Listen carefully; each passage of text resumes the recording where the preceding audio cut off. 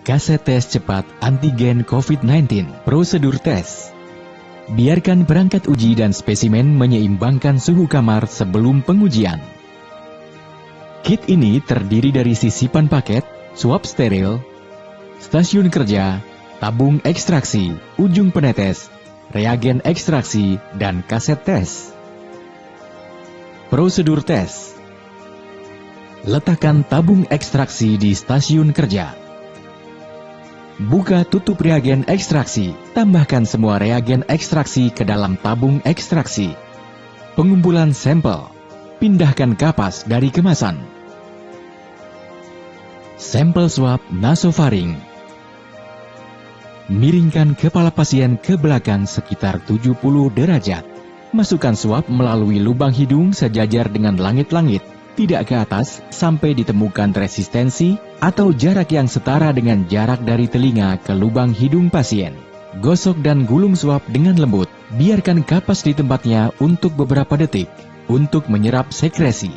Keluarkan swab secara perlahan sambil memutarnya. Sampel swab orofaring. Masukkan swab ke area faring posterior dan tonsil.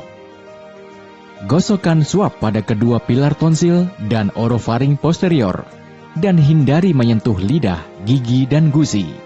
Masukkan spesimen swab ke dalam tabung ekstraksi yang berisi reagen ekstraksi. Gulung swab setidaknya 5 kali sambil menekan kepala ke bagian bawah dan samping tabung ekstraksi.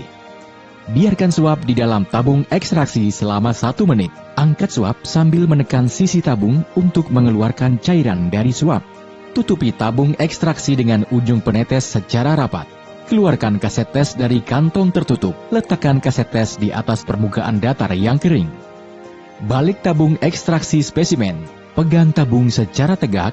Transfer 3 tetes, kira-kira 100 ml, perlahan ke sumur spesimen tes. Mulai pengatur waktu dan tunggu hingga garis berwarna muncul. Interpretasikan hasil tes dalam 15 menit. Jangan membaca hasil setelah 20 menit. Interpretasi hasil. Positif.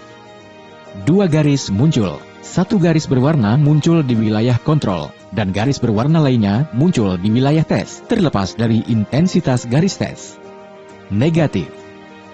1 garis berwarna muncul di wilayah kontrol, dan tidak ada garis yang muncul di wilayah tes. Invalid. Garis kontrol gagal muncul. Volume spesimen yang tidak mencukupi atau teknik prosedural yang salah adalah alasan yang paling mungkin untuk kegagalan garis kontrol.